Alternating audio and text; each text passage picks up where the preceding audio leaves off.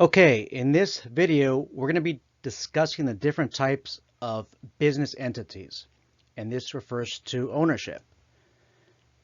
The first entity we're going to discuss is individual ownership, and this is also referred to as sole proprietorship. The second entity we're going to discuss is partnership. We're going to talk about general partnership, and we're going to talk about limited partnership. We're also going to discuss corporations,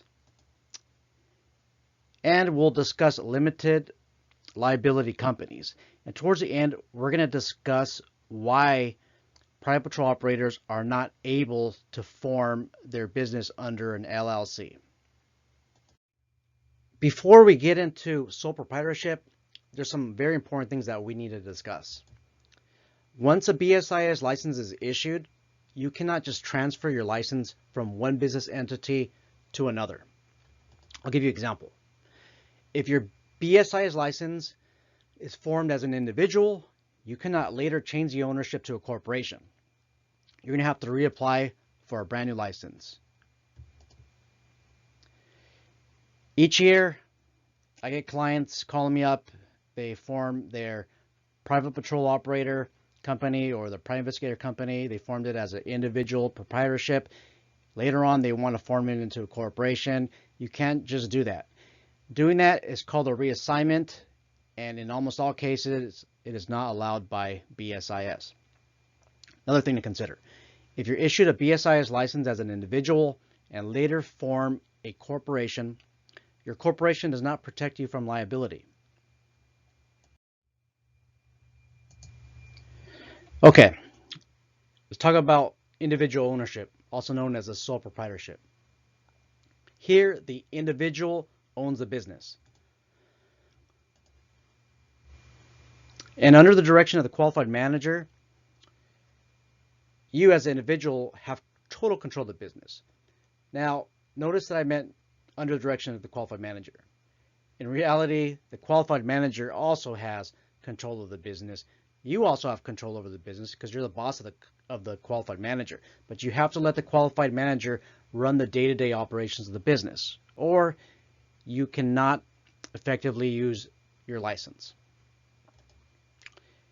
As an individual, you are responsible for all taxes and liabilities. With control of a business, total control of the business, also comes that responsibility. And if you formed the business with a name other than the individual's name, you being the individual, then a fictitious business name statement, also known as the DBA statement, has to be filed with the county where the principal place of business is located. Basically, whenever you operate in a name that is not your natural name or legal name, then you have to get a fictitious business name statement. And here, there's no formation documents that need to be filed with the California Secretary of State. Okay, it's a very simple process.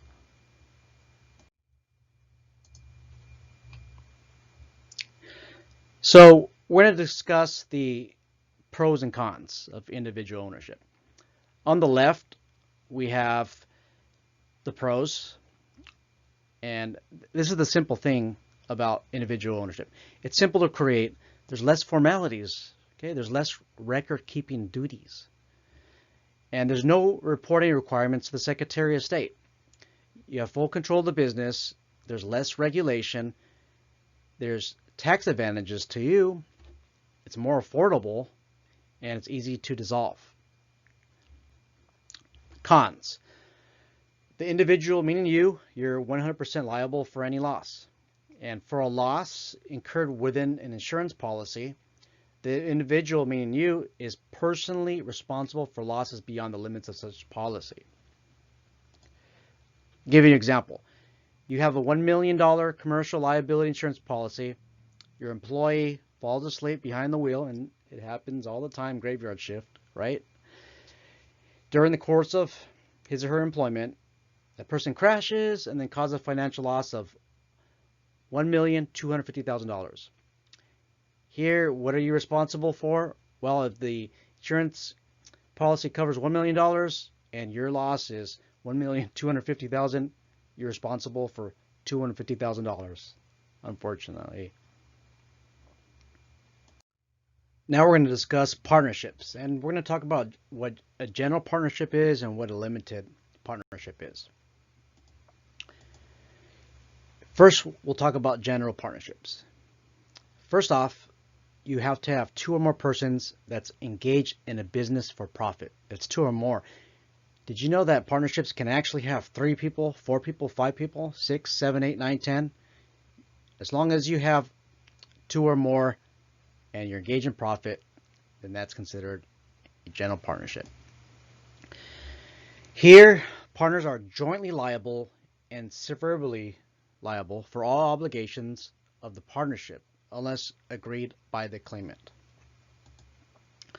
Profits are taxed as personal income for the partners, and registration is at the Secretary of State, and it's optional. To register a general partnership at the state level, you're going to have to do the following. You're going to have to complete a statement of partnership authority, and that's Form GP1, and that has to be filed at the Secretary of State's office.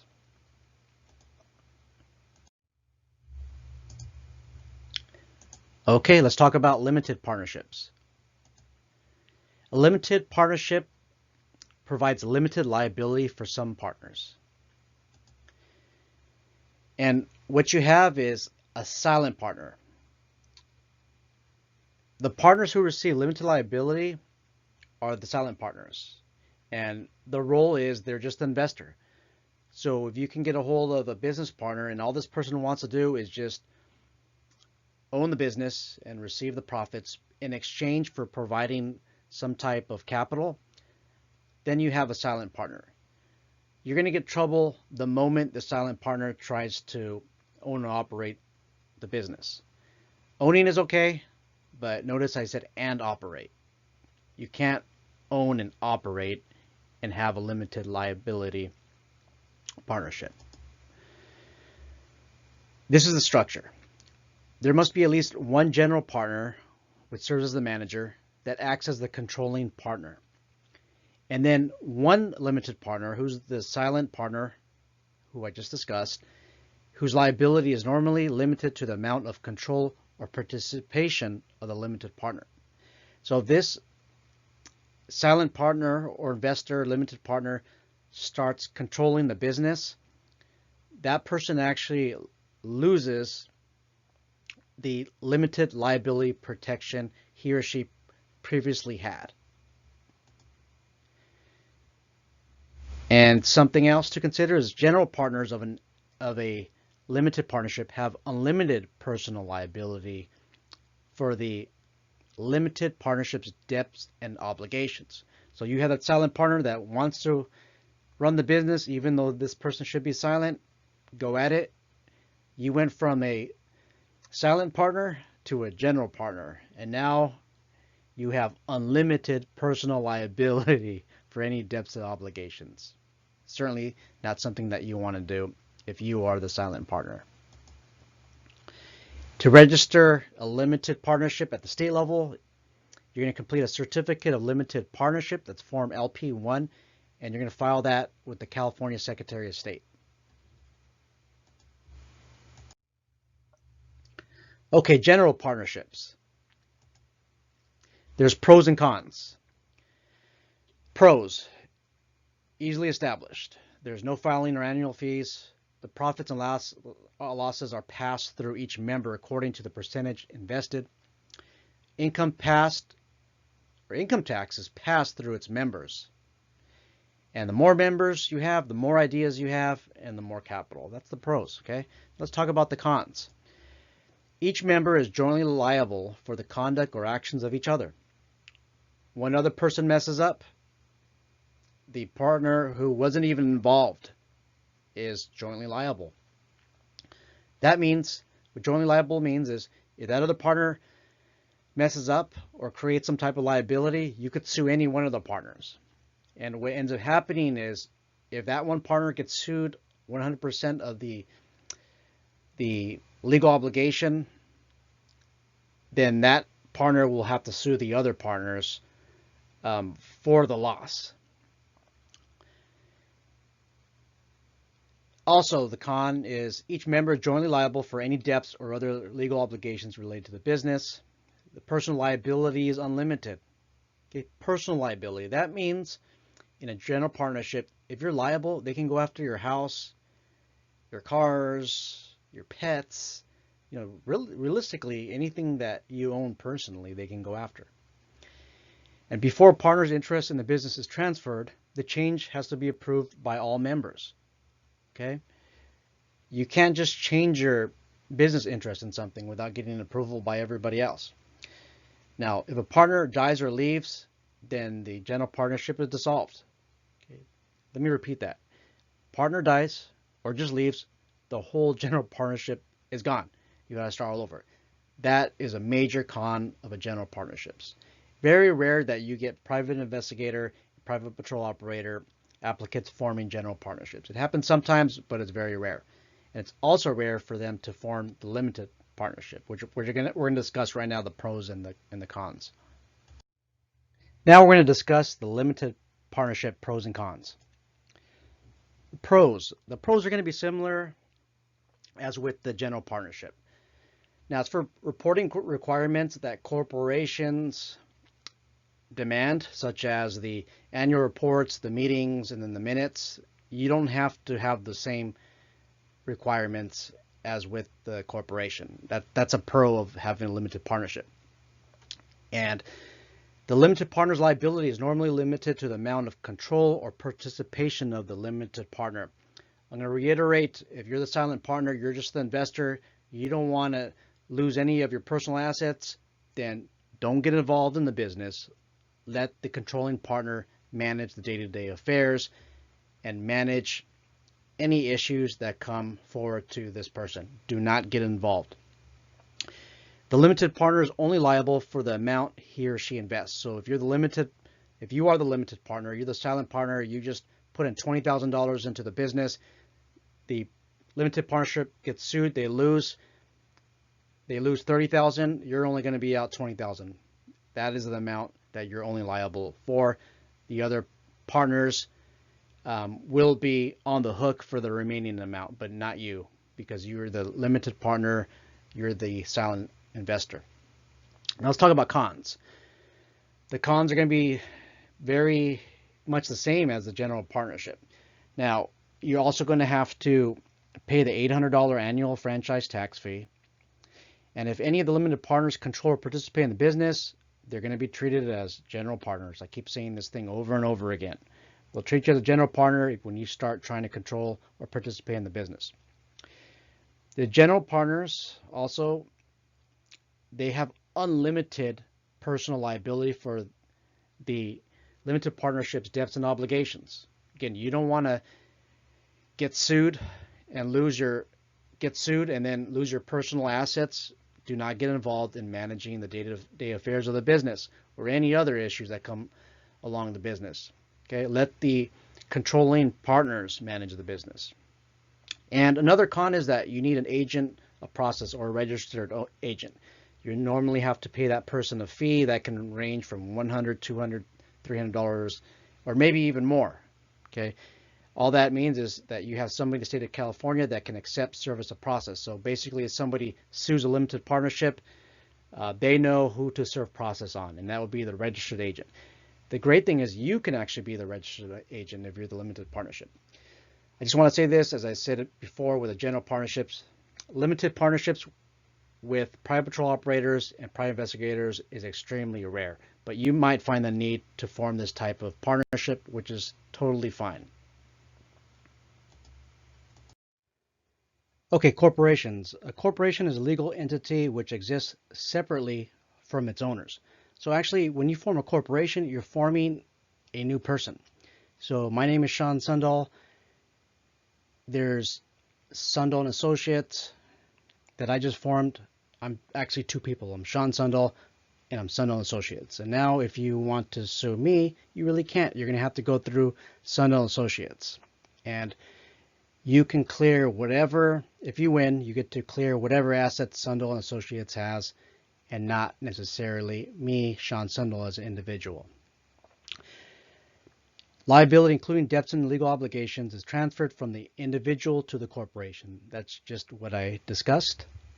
And taxes are levied on the corporation as well as on the shareholders. So this is actually a form of double taxation. Corporation gets taxed, and then each individual shareholder gets taxed as well. And if you want to form a corporation in the state of California, articles of incorporation has to be filed with the California Secretary of State. Now, some may ask about a C Corp and S Corp. Well, all it is a tax distinction. With an S Corp, taxation is passed through the shareholders, and with the C Corp, the corporation is taxed and the shareholders is also taxed. But by default, all corporations are treated as C Corps. You want to change it to S Corp, you're going to have to file the appropriate paperwork at the IRS. Okay, we're going to talk about the pros and then the cons of forming the corporation. So let's talk about the pros first. Liabilities such as debts and legal obligations are going to be limited to the corporate assets. Stocks can be sold to generate capital. So as a corporation, you have the ability to issue some shares. And because of that, you're able to generate lots of revenue if you so need that. Okay. Now, obviously, everybody that owns a piece of your stock is going to have ownership of your corporation as well. Now, you can also form a corporation with only one person. Okay, you don't need 20 people or 5 people for this corporation. You can only be one person if you want. And you can be the chief executive officer, you can be the secretary, the treasurer, you're all in one. Now, for an S Corp, profits and losses are passed through each shareholder's individual tax return. Remember, you have to make that distinction at the IRS if you want to have an S Corp and have pass-through taxation. Pass-through meaning the taxes get passed through the owners of the corporation on their individual tax return. Now let's talk about the cons, and there's a lot of cons as well. Number one, there's an $800 annual franchise tax fee that you have to pay every year. If your company is doing horrible, you still got to pay that fee. Okay. Now that's usually after the second year. The first year you kind of get a freebie if you're not doing too good, but the second year you're going to have to pay that franchise tax. Now you may need to hire an attorney to consult or represent on legal issues.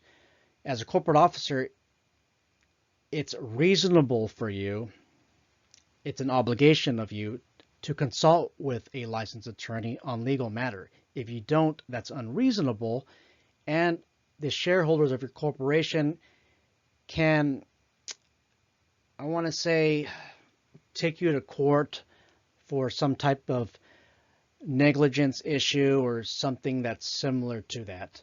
If you make a decision that others would have only decided on with having a consultation with an attorney, okay? You can't just make any legal decision that you want. Now, as a corporation, you're also going to need your annual meetings, retain minutes, and make those formal reports. There's a lot more paperwork with a corporation. And just to form a corporation, you're going to most likely need to hire an attorney, okay? Or you can also consult with a business that is in the business of helping others form corporations. You can do that as well. Okay, but most people cannot just form a corporation on their own. There's lots of reading to do. There's lots of paperwork to do. Have at it if you wish.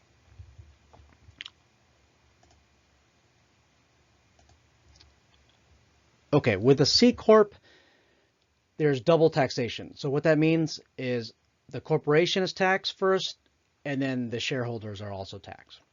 And this is something that is so true with corporations, is that you cannot treat a corporate bank account or assets as personal property. So for example, you can't just go to the grocery store and feed your family and use a corporate account. You do that, you're using it for a personal need, an individual need, and you are creating liability. So if somebody wants to sue you, they can do what's called piercing the corporate veil, and they have to prove that you use a corporation mostly for a personal need, and you use personal assets such as the bank account for a personal need, such as maybe buying food for your dog, food for the family, maybe buying a new car for your spouse, and we're assuming that all these purchases have nothing to do with the corporation or have no benefit to the corporation or its shareholders. You do that, they're going to pierce the corporate veil, which means that they can go after your personal assets. Okay? If you own a house, they go after that. If you don't own a house, but you have personal assets in the bank, they can definitely go after that. And another con with a corporation is that whenever there's a change of any corporate officers, you're going to have to contact BSIS and file a revised application. Okay? And it's basically the same forms that you filled out when you completed the application for a private patrol operator or maybe a private investigator. The same application, you have to fill out a new personal identification form and mark the box that says change in corporate officer. Now that we discuss corporations, it's time to discuss limited liability companies, also known as the LLC. In an LLC, liability protection is similar to that of a corporation, but the taxation is going to be different. With domestic LLCs, and when I say domestic, I'm referring to California-based LLCs. Anytime you hear the word foreign LLC, we are referring to an LLC that was formed in a state or jurisdiction that is not California. Now, these domestic LLCs may be managed by one or more managers or one or more members. And an operating agreement among the members as to the affairs of the LLC and the conduct of his business is going to be required. You might want to consult with an attorney when you create this operating agreement. And if you're going to ask me, what do you do with the operating agreement? Well, the LLC does not file the operating agreement with the Secretary of State, but you're going to maintain this agreement at the office where your LLC records are kept.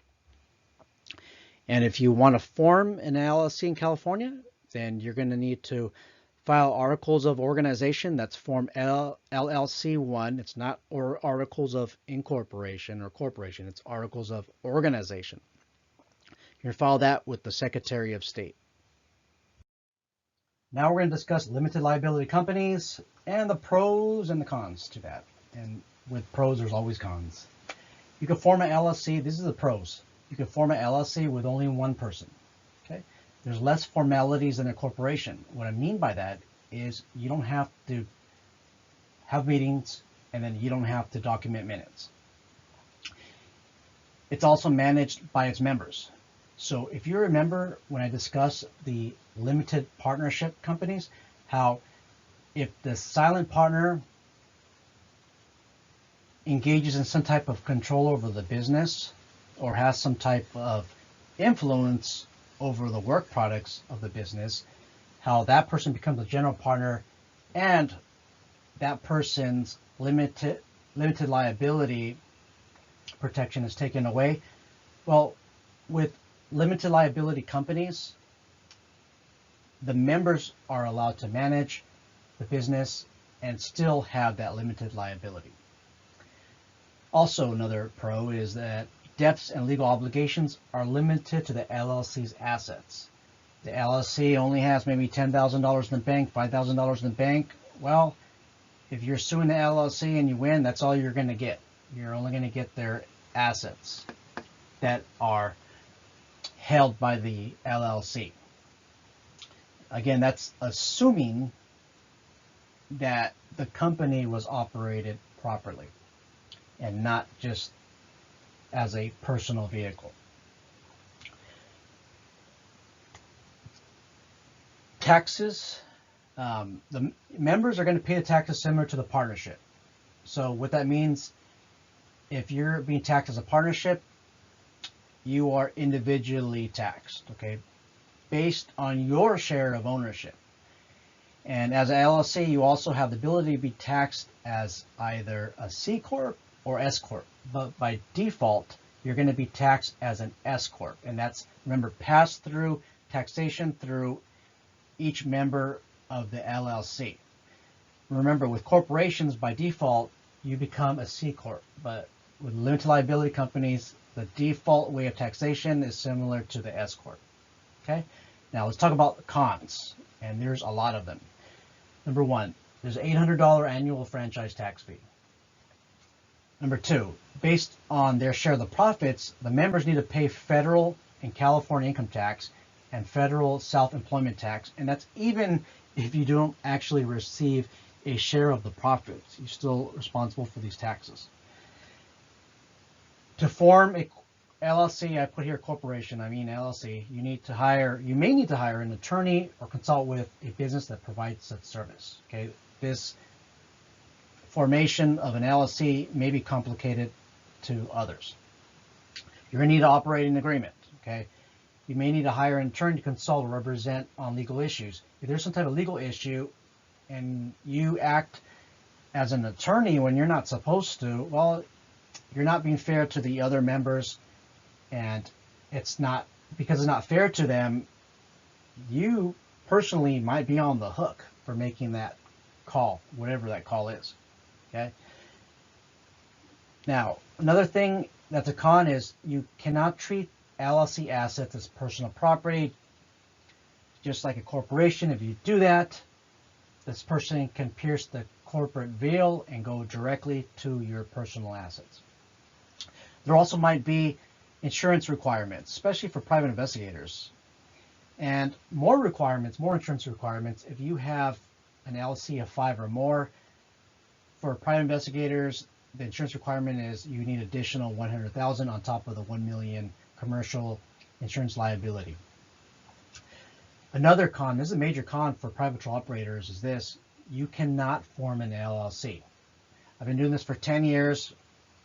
I've been seeing some push for PPOs, private patrol operators, having an LLC, but it seems like every time they try, the bill dies. Okay, there's, as of 2020 going to 2021, there is no such bill in the process. Maybe soon.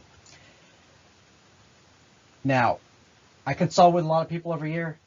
If you are a PPO and you form your business under a sole proprietorship and individual ownership, and then you happen to get an LLC, you do not have any limited liability under the LLC. You don't.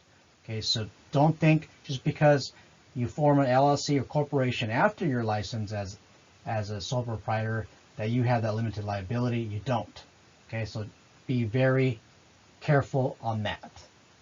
Now, let's move on and talk about private patrol operators and why they cannot form an LLC. And let's see if there's anything in the works.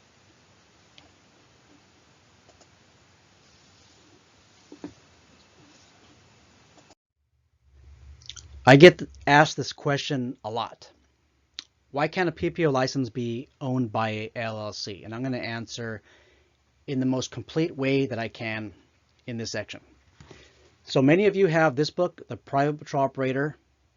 Many of you have the 2018 version, which is the most current version as I film this video.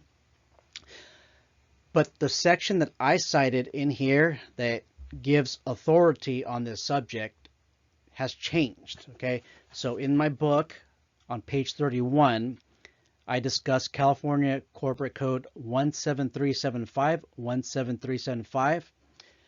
The relevant section that we are going to be using now, the most current, is 17701.04 subsection B. Okay, we're going to use this code. You guys keep in mind that it's easier to modify a video or to make a video rather than republish a book. So what you're hearing today is the most current information. So I'm going to give you this section in parts, the parts that are relevant to you. And I'm going to highlight it in red, the parts that are relevant to you as a potential or maybe a licensee of a BSIS license. It says here this: limited liability companies may render services that may be lawfully rendered only pursuant to a license authorized by the Business Professions Code if the applicable provisions of the Business Professions Code authorize a limited liability company to hold that license.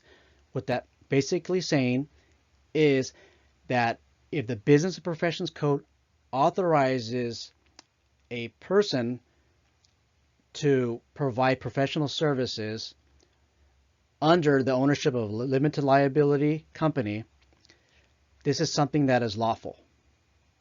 So let's discuss this concept a little bit more.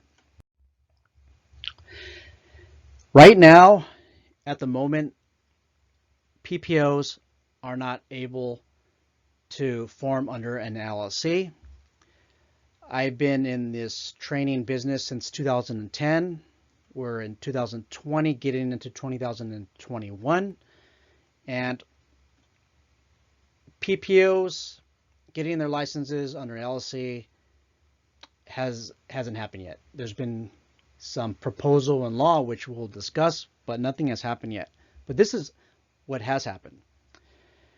Now, the short answer is when the California legislature passes another Business Professions Code authorizing LLC ownership for PPO licenses. So, hey, you can operate under an LLC when the California legislature authorizes it under the Business Professions Code.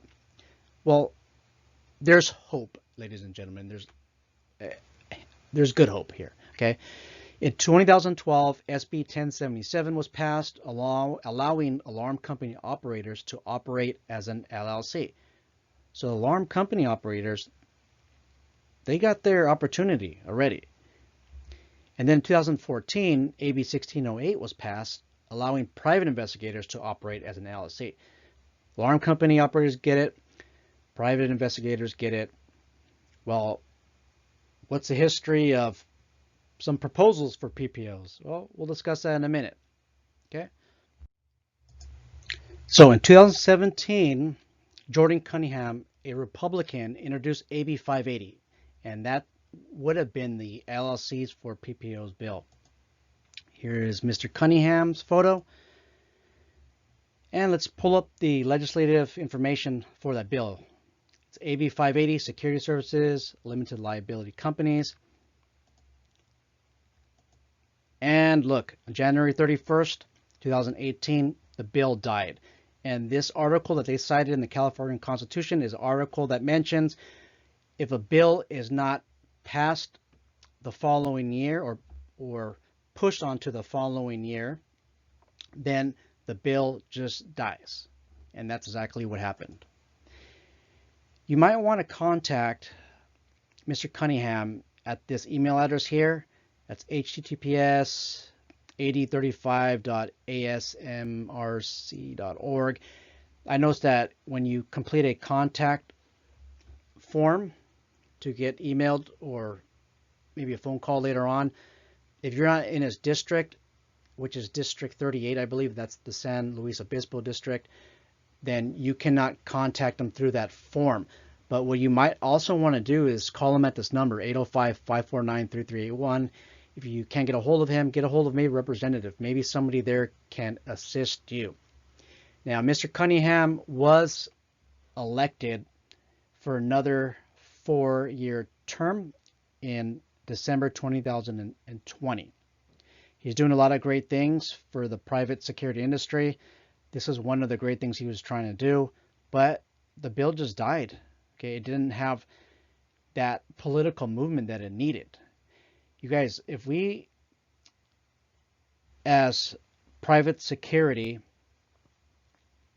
industry leaders, want limited liability protection through an LLC, we need to contact those assemblymen and state senators. Okay, we need to ask them what is going on. And we also need to explain to them why we need these bills passed. Why it just died, I don't know. Okay, it looks like there wasn't enough interest. This Section AB 580 is now a prison reform bill. Okay, and there's been no new talk about having private patrol operators operate under LLCs. So it's really up to us. It's up to you to contact your local representative and ask them, why can't we form an LLC? Because the alarm company operators can and the private investigators can. Why can't we? Okay, so demand action if that is what you seek. Okay, so this concludes the business entity section of this course. Hope this section helps you make an informative decision, and that informative decision being, what should you operate your BSIS license under?